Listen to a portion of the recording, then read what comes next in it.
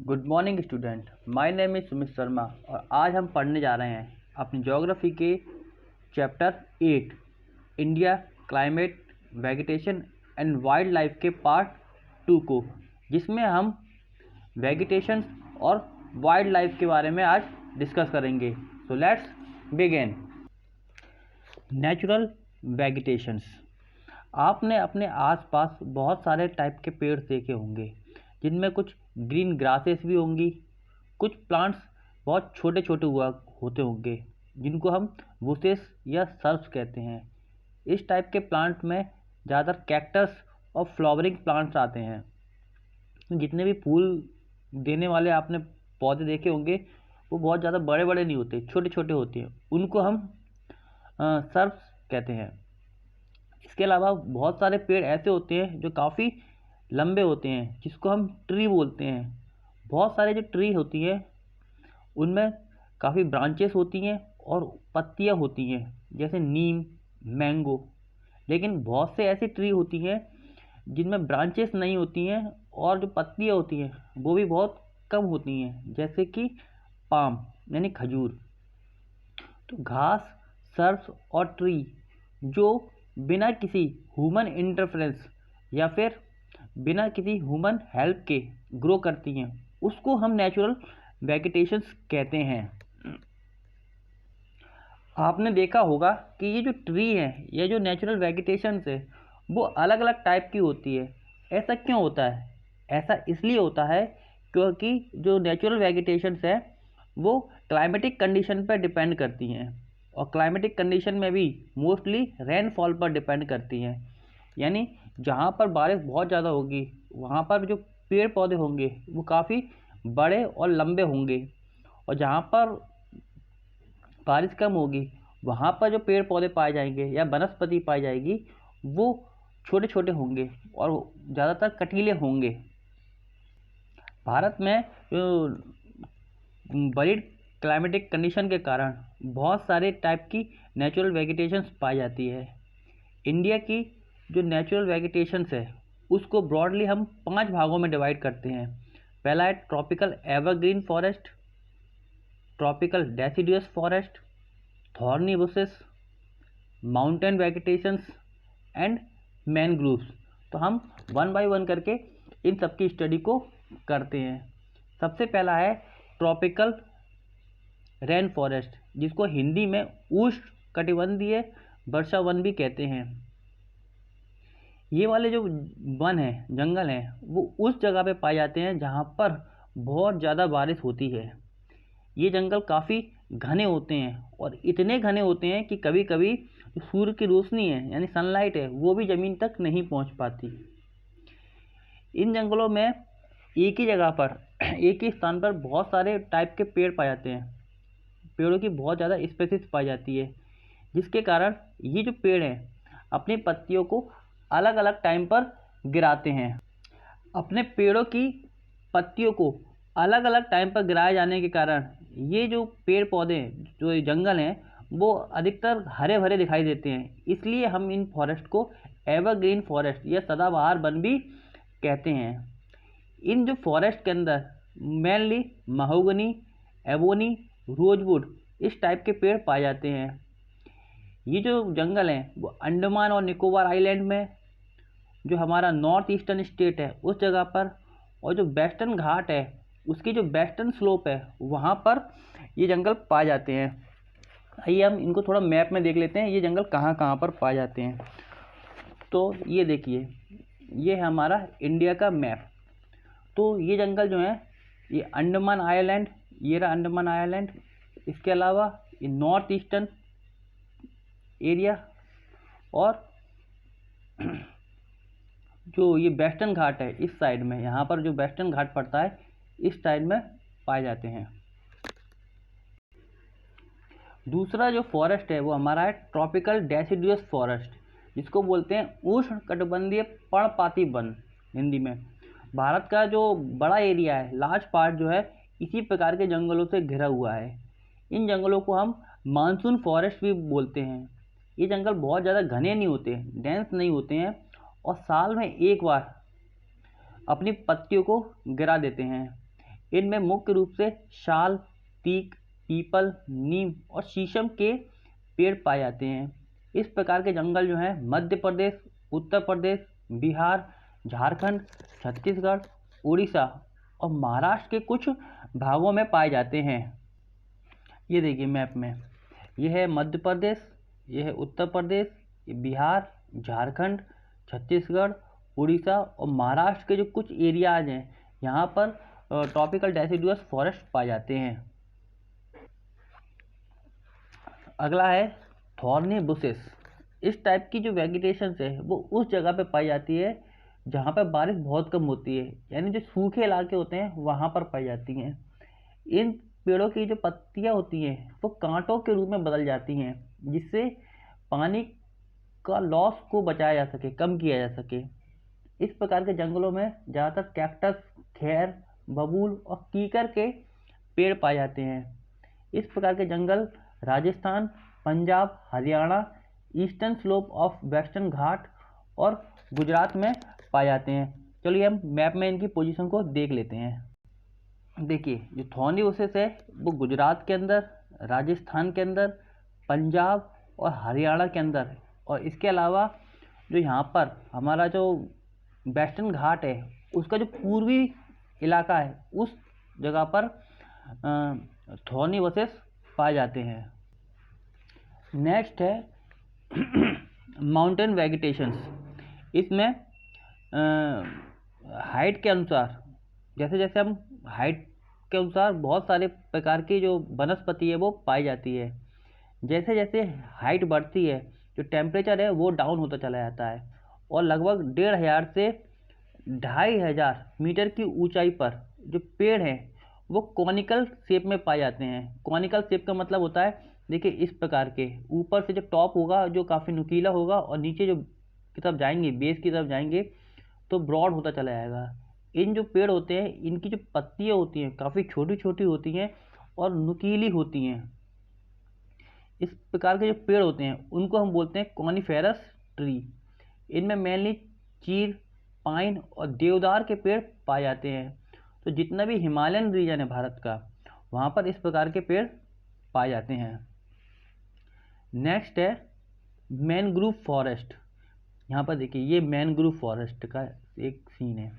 जो mangrove forest है mainly जो सलाइन वाटर है यानी जो खारा पानी है वहाँ पर इस प्रकार के पेड़ पाए जाते हैं, और मेनली उस जगह पर जहाँ पर मीठा पानी और समुद्र का खारा पानी आपस में मिल रहा होता है उस जगह पर ये बहुतायत मात्रा में पाए जाते हैं, यानी नदी के डेल्टाई एरिया में पाए जाते हैं।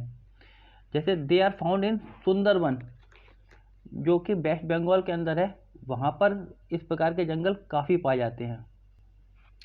Why are forest necessary to us. हमारे लिए जो जंगल हैं वो इतने आवश्यक क्यों हैं? क्योंकि जंगल जो है हमें सांस लेने के लिए ऑक्सीजन देते हैं, और इसके अलावा जंगल जो है कार्बन डाइऑक्साइड को भी क्या करते हैं, एब्जॉर्ब कर लेते हैं।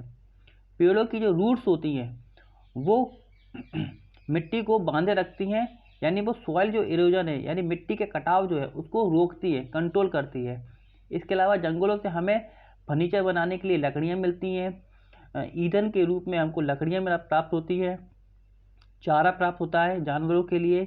इसके अलावा जो औषधीय पौधे हैं वो मिलते हैं, औषधियाँ मिलती हैं, लाख मिलती है जिससे चूड़ियाँ बनाई जाती हैं, हनी मिलता है यानी शहद मिलता है, गम मिलता है, गोंद मिलती है।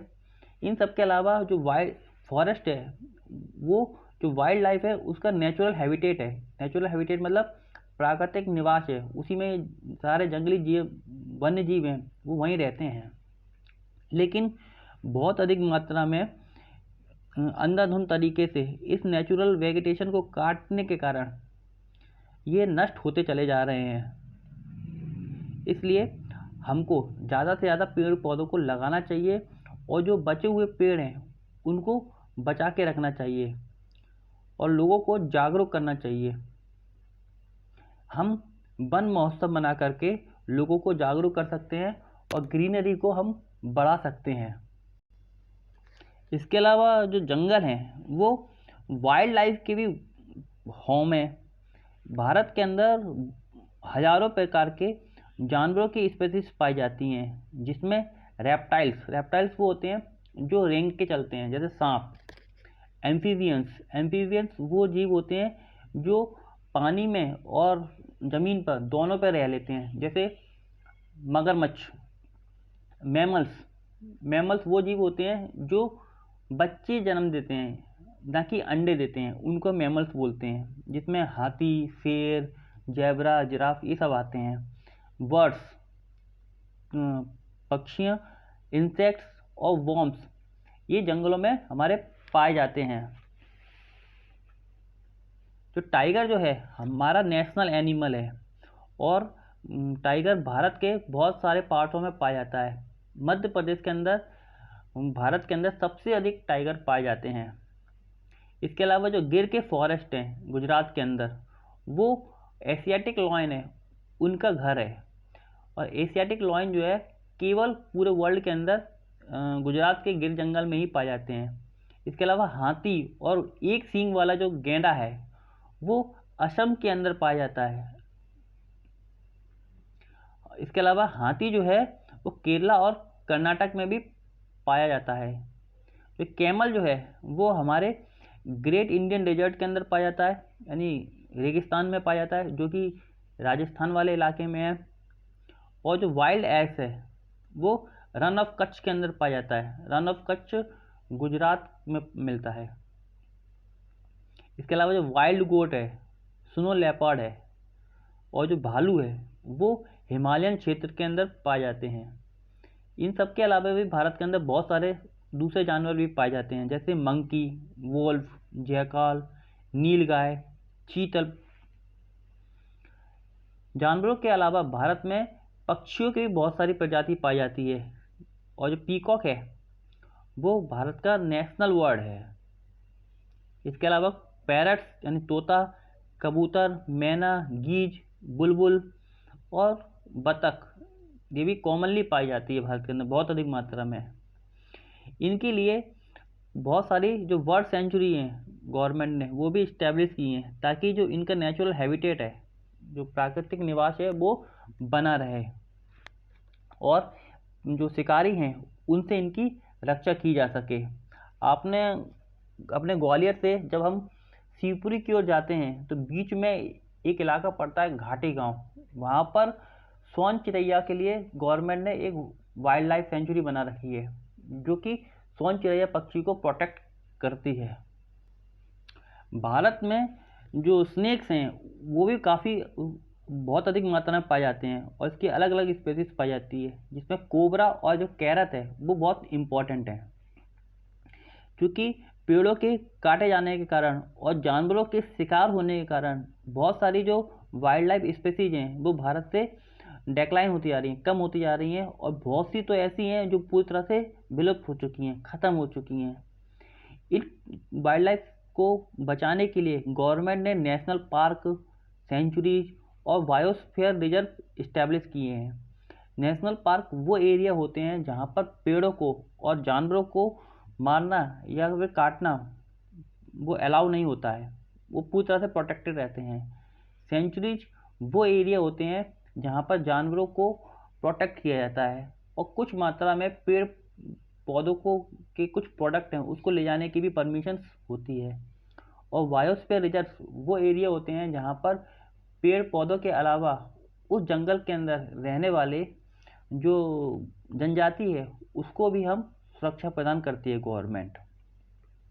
इन सब के अलावा गवर्नमेंट ने टाइगर प्रोजेक्ट और टाइगर प्रोजेक्ट एलिफेंट भी चला रखे हैं, ताकि इन जानवरों की संख्याओं को बढ़ाया जा सके। हम भी अपने वाइल्ड लाइफ को कंजर्व करने में अपना योगदान दे सकते हैं। वो कैसे दे सकते हैं? तो जानवरों के जो विभिन्न पार्ट्स हैं उनकी बने जो सामान है उनको हम लेने से मना कर सकते हैं। जैसे आपने देखा होगा कि हाथी दांत की बहुत सी चूड़ियाँ मिलती हैं, गेंडे के जो सींग होते हैं उनकी भी बहुत मांगे होती हैं, चमड़े के बने जो सामान हैं वो भी बाज़ार के अंदर मिलते हैं। इसके अलावा जो हम शटल कॉक्स का इस्तेमाल करते हैं बैडमिंटन खेलने में, वो पक्षियों के फीदर से बनी होती है, पंखों से बनी होती है। हम शटल कॉक्स में पक्षियों के फीदर से बनी हुई कॉक को लेने की जगह प्लास्टिक से बनी हुई कॉक का इस्तेमाल भी कर सकते हैं। तो इस तरीके से हम जानवरों को बचा सकते हैं। इसके अलावा जो अक्टूबर का फर्स्ट वीक है वहाँ पर हर साल एक वाइल्ड लाइफ वीक मनाया जाता है, ताकि जो लोग हैं उनको बीच में अवेयरनेस फैलाई जा सके जानवरों के प्रति। माइग्रेटरी बर्ड, माइग्रेटरी बर्ड क्या होती हैं? कुछ पक्षी होते हैं जैसे कि pelican, Siberian crane, stork, flamingo, pintail duck और कर्ल्यू जो है एक देश से दूसरे देश में विंटर के सीजन में जाती हैं या फिर आती हैं। भारत में ये सारी चिड़ियाँ आती हैं। इनमें जो साइबेरियन क्रेन है वो रसिया के जो साइबेरिया एरिया है वहाँ से इंडिया के अंदर आती हैं, हज़ारों किलोमीटर की यात्रा को पूरी करके। ये लगभग दिसंबर में आती हैं और मार्च तक इंडिया के अंदर रहती हैं और फिर वापस अपने देश चली जाती हैं। तो इस प्रकार के जो पक्षी हैं जो एक क्षेत्र से दूसरे क्षेत्र में आते हैं उनको हम माइग्रेटरी बर्ड कहते हैं। तो आज का हमारा जो लेक्चर है वो समाप्त होता है। God bless you, thank you.